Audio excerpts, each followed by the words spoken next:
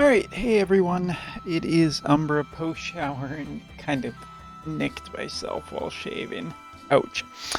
But anyway, here we are today to talk a little bit about kind of just a little more relaxed of a post-stream discussion.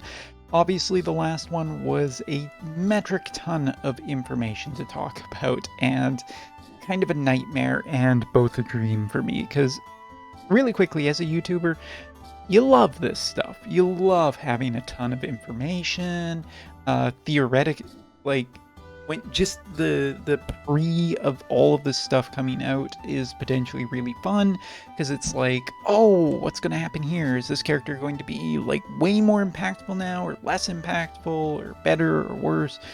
It's fun. It is the most fun for me as a video and content creator, because like, the reality of Wotv is just often that we can't do all of this, and like this is going to be like super whale status to try all of these things, like Kraken level, because it's just so much more 140s to build and whatnot. But it is. I think that this is a really interesting time because of the precipice of just how much new stuff was announced in a single day. And for me, there's almost no doubt in my mind that these Final Fantasy V characters are going to be quite impactful. As a matter of fact, like, I mean, Arts and Ferris are the coolest to me because they feature new mechanics that we haven't really seen in other characters, or at least, I guess you could say, upgraded versions of other characters' mechanics. But yeah, like, I have no doubt in my mind that Arts, especially now that he's a free character, is just going to be a ton of fun for me to build and try and see what he can and cannot do. As for Lena, I think she's just going to be straight amazing for Wind, just for having so much re-raise capability. And, you know, and Ferris, just water gets some of the coolest stuff, man. Every time. It's a really great time, just based on the Final Fantasy V stuff tonight. And I can't wait to try all of that. And then you even think about just how random it is to see that the 3.5 anniversary characters is like a bride and groom, and what are their elements going to be? What are their abilities going to be? We don't know, and we won't know for a bit, but it's still really cool to have all of this stuff looming in the future. And I honestly think that JP, over its 3.5 anniversary, will see a really big shift in terms of what characters are good and what characters are amazing, because this is the chance for everybody to potentially get a lot of different like characters and vision cards, and improve a bunch of characters and vision cards while this 3.5 anniversary is going on. And so I just wanted to do this video. I mean, this isn't really a talk about all the characters kind of thing, because it's just way too much, and I think that needs to be a separate video after I've looked way closer. So I just wanted to talk a little bit about like the fact that, you know, like we're getting so many different elements here, getting a bunch of new stuff. Ice is getting improvements to Rose and Snow, Lightning's getting Lightning, Earth is getting Noctis, like RNA is also Ice, Prompto's Dark, we get like Orin upgraded, Yuna upgraded, Titus upgraded. Like there's just so much to process here. So like it is, I think, really exciting to see these kind of updates when it's a lot of characters and a lot of this was something that I've been having a problem with the Dream enhancement, is just waiting for collaboration to roll around again for so many upgrades. And here it is. Here's just a ton of upgrades that we're going to have to talk about and figure out. And it could be the Wild West on JP for a little bit to see how all of this is going to shake out over roughly a month's time between new characters and whatnot. So with that being said, I am making this early video here to basically kind of comment on what I've commented on so far, just vent a little bit and say that for globalers who are interested in the Full Metal Alchemist collaboration, I know that this week is the start of the collaboration. Usually I have a video that comes out that says, hey, this is still good, this is not still good, and this is has thrown this into sharp contrast of what may be in the future. Because yeah, it's a lot to process in here. So just talking a little bit about some of the characters and PCs in a very general fashion so far. I want to highlight first off Snow, because there is so much strike coming in this next segment to the game. You look at Snow before, who was very much on the out of the Rainbow Strike equation, because Alphonse and Edward had kind of put in there with Preen, and it was working, like it was pretty good. But now you look at Snow and Snow's upgrade, which pinch recover now, like L debuff resistance rate greatly up added. In other words, meaning he just heals for 1 billion now, and is getting healing power up and defense penetration rate up, and it's basically looking like he will just get a free full heal when his HP drops low enough, especially if you don't guts kill him.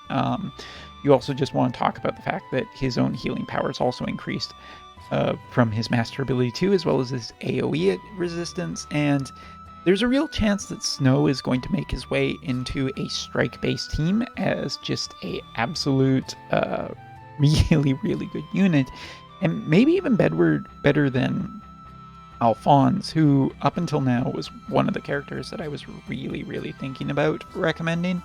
You look at Lena coming to Wind and how that affects Edward in Wind, where still interesting, still good, but again, Lena just is entirely brand new and a full healer, and might just strengthen other attackers enough to make some other newer DPS units not as amazing, or at least not amazing enough to potentially get there. Lightning versus water, I mean, Noctis potentially being really good with King Bradley, all things considered, since he's getting like own attack up by 10% and self-attack resistance up by 15, with his limit burst now adding slash attack resistance down for 3 turns before attacking, and then he's also getting like physical damage increase of 15%, single attack resistance down for 3 turns before attack is added. That's added to his, I believe, what's it called? His secondary hit ability, which could just make his secondary hit like way better than it currently is. It's really, really curious as to how all of this shapes out.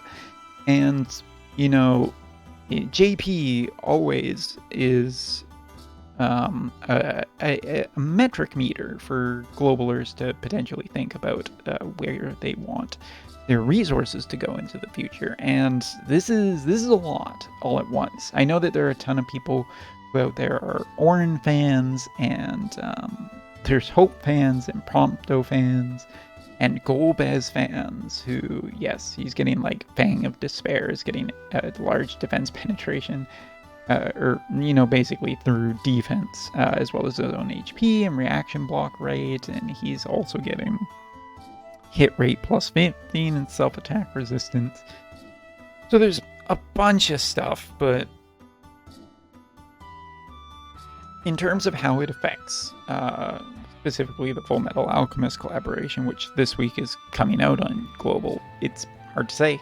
There's a lot here, a lot against for many different elements too, which is quite interesting. Like, you got new light characters, upgraded light characters, upgraded lightning characters, upgraded ice characters, and it feels like a significant growing pain to see exactly how well this shakes out. So yeah, I guess at the end of this 10-minute video, I'm just gonna say, for people who are wondering about my impressions of Fullmetal Alchemist, might take me a day extra longer to look over this and think and see how it's going to change. I think if the major implications here are mostly towards strike teams, I think King Bradley at the end of the day is still going to be really, really good here into most matchups. And the VCs from Fullmetal Alchemist will generally be worth it, if nothing else in the future, just having really good agility cards and whatnot. I think that's almost reason enough. And yeah, I'll make a video full detailing this a little bit more, but in terms of like the global collaboration and exactly the direction that some people are going to want to go in after all of this is really a big question mark for me at the moment. So yeah, just way too much information tonight. But it's getting late here, so I'll wrap this video up by saying that, again, out of all of this, I think the character... you know what? This will be a good final point. The characters that I am most excited about, not Final Fantasy V, because I'm just excited about all three of these characters. Great artwork, great kits looking like, and really interesting implication for multiple different elements here. But scrolling down, of all the upgrades that we're looking at, the ones that I'm most excited about is Lightning, because Lightning is just one of my favorite characters all around. She is just really cool, and she's getting critical damage up and reaction block rate, and just her large AoE is getting an AP consumption down, which is great, accuracy up, critical rate up. I mean, Lightning's just one of my favorite characters ever. Same with Snow, but more in terms of less of a character thing, more of a just in Wotv thing. Snow has been amazing for me for a long period of time, and this pretty much shores him up and being the ice element, and possibly just straight better than Reagan at this point, in a lot of different ways, which is really cool. So Snow and Lightning are two of my favorites. Noctis, I think, is one to watch, because he will potentially really have a much better follow-up attack going into the future.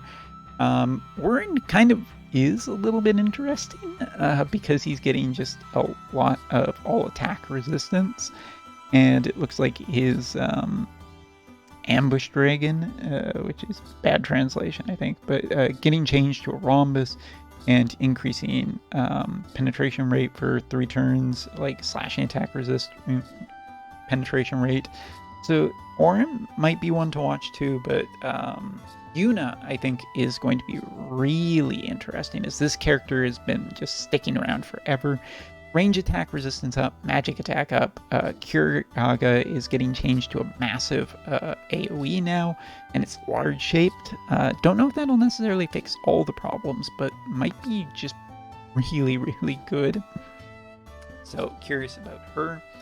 And I don't know, like the ones to me to really watch, I feel like, are Yuna, Lightning, and Snow and Noctis.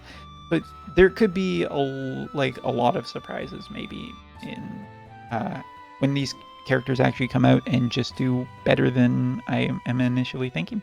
So yeah, well, now we're up to 14 minutes, so definitely gonna stop here and say that lots more videos. I'll take a much more comprehensive look on a day when it's not already 11 p.m. So thank you so much for watching. See you next time.